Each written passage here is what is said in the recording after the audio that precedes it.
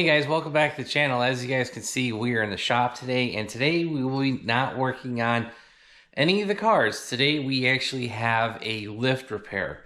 As you guys have known for a really long time, I've had this MaxJax lift here in this shop, and I actually had it previously in another shop.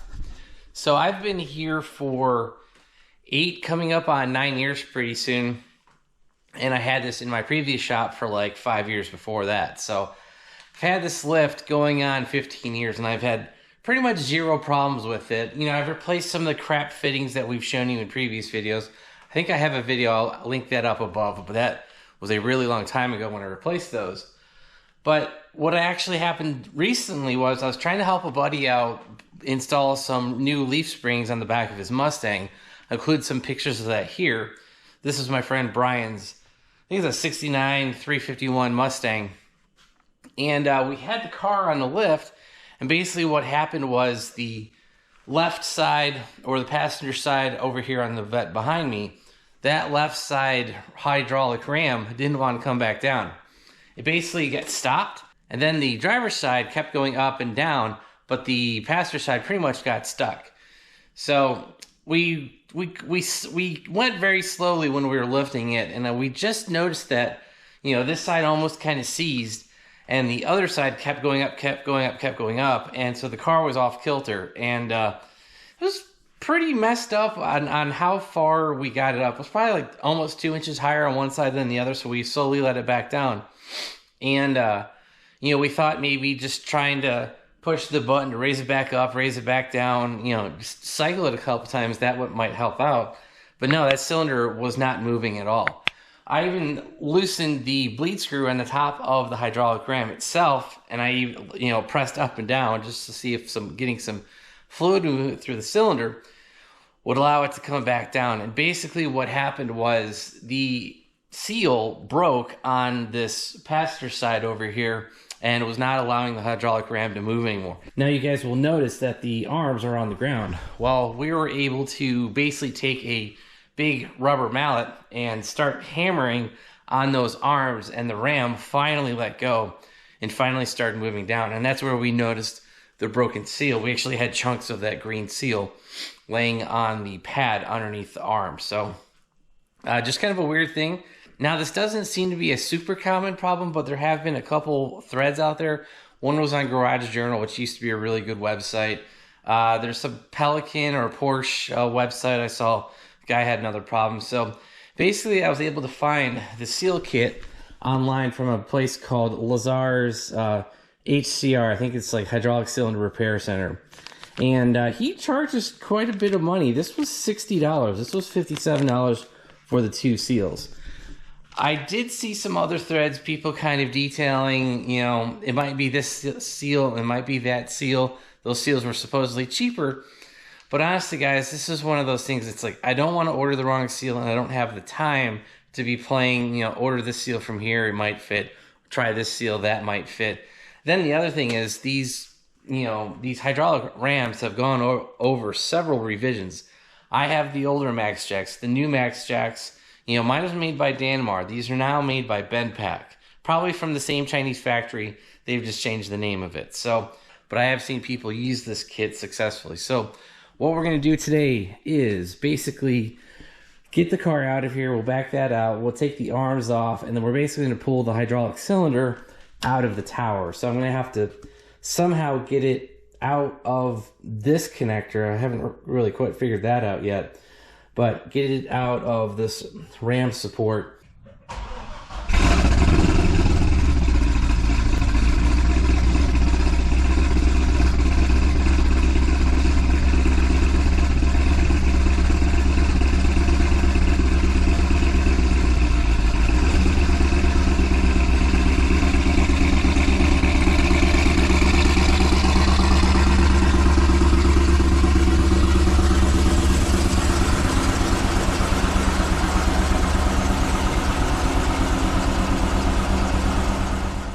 Alright guys, nothing like a cold start to kind of motivate you to get working, so hope you guys enjoyed that real quick. But yeah, so I've kind of just started tearing things apart.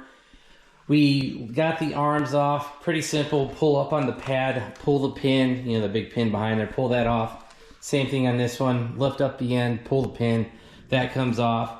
Then honestly, guys, this whole assembly, you know, basically the part that slides in between the lift, that just slides off. So we're gonna have to take this top piece off, and we're gonna have to lift this up and out.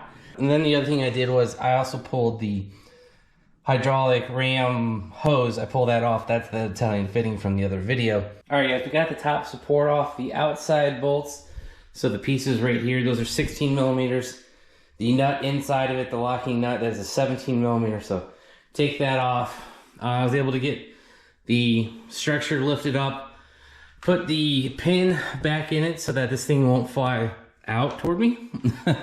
And also you guys can see that the lift blocks, if that's what you want to call it, it's fully supported by the pin as well as the outside edge. And unfortunately, I'm gonna have to kind of disconnect the fitting down there underneath this. I really don't like it. It almost acts like a guillotine, but yeah, so I'm gonna have to basically go grab a adjustable wrench and loosen that off on the bottom there. So, all right, guys, you see we got the hydraulic ram out of the lift. Kind of a pain in the butt, but basically I was able to get the ram kind of lean back toward you like that, and I was able to come in from the other side and spin the fitting loose. Now I was able to knock it loose, kind of it's standing straight up and down, but the secret was, you know, you kind of have to tilt the ram back so that the angle, because this fitting is like a 30-degree fitting on here, you know, you have to spin that off. So by tilting it backwards like that, probably 15 degrees, that gives you all the clearance you need back down in that channel to loosen that fitting and for it to come off. So you guys can see that green seal. Well, there should be a black seal above that. So it looks like we blew out the outer black seal. All right, guys, you can see we have the hydraulic ram open up. You guys can see that threaded section right there. Well, that actually came out from there. And kind of like I was saying, you need to use a punch to remove that. And what we did was I basically took one of my little punches and hit it clockwise, so toward the left, and I was able to knock this loose. You guys will see that I did tear it up a little bit, but that's just this little piece right here. The threads, everything is just fine. Now I do need to clean this. Like, holy crap, there's like looks like mud and rust and all kinds of crap in here. So we're gonna clean this off with some brake cleaner. But you guys can see this upper seal, that's what I think will let go. And that's why this whole thing jammed up. So let's go ahead and replace this broken green seal. Like I said, I'm pretty sure it's going to be this white seal right here. And we'll be able to go from there. So let me get that out and we'll keep going. So I got the new gasket put in. This was the black one for the exposed piece at the top there. And yeah, I simply just pulled the other one out with a combination of really small screwdrivers, flathead screwdrivers, and just some angled picks, and I was able to get that out. And I just kind of had to fold this in. Now guys, there is an inner lip on here. You want to make sure the gasket, the O-ring is going the right way, because where that O-ring is, there's a lip on top of it. So the gasket has to go like in and then it expands outward. So there's a inner lip holding this gasket in. So make sure you do put it on the right way. I have cleaned up the threads like I said I was going to. Also wiped off the inside of this. So yeah, this end should be done. Go ahead, put it back on there. And like I was saying, so this will be righty-tighty. All right, as you can see, we have the lift kind of put back together. I got the arm lift assembly, put that back in place. Guys, when you're trying to get this lined up, these blocks, these Delrin or plastic blocks that are in here, the short end goes toward the back. The longer end goes toward the front. I actually had to go look over on the other side to compare that. So like I said, short end in the back, long end in the front, because these do not sit right in the center of the lift tower. Then basically once I was able to get those blocks straightened out, I was able to get the ram put into this steel, rectangular steel piece, and then it centers up here. There's not a circular part at the bottom, just at the top. And I do have it sitting on a 4x4, and then down here, you guys can see I do have the seal and all that stuff put back together. And I also put the fitting back on. So I put new sealant thread tape on that. Yeah, so now we're ready to hook the hose back up, take this 4x4 block out of there, and then put the arms back on and see if it lifts.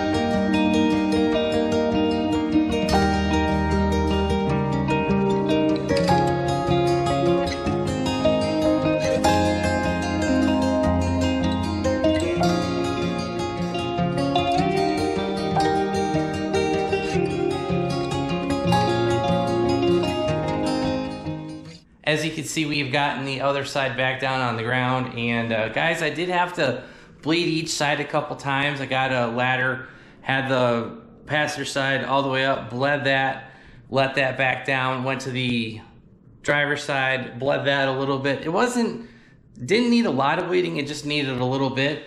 And the other thing is, when I had the lift go all the way down, I noticed one side hit the ground first. So I wanted to even that out. So that's why I went ahead and bled it again.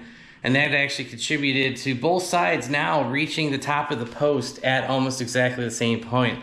It might be off by a fraction of a second. It might be off by like maybe a quarter of an inch, if that. Like I timed it and everything looked pretty even. So we're pretty good to go there. And I am hopefully able to use the lift again without issue, because we've got some projects coming up for the Corvette and the truck. Well, the truck won't go on a lift, but we will need a lift for the Corvette pretty soon. So yeah, so I don't know. I've been out here for a couple hours, and most of that's been kind of filming, kind of watching YouTube videos on how to figure out how to tear apart one of these Rams. The video I found was actually not specific to the MaxJax. It was just a generic Ram in general.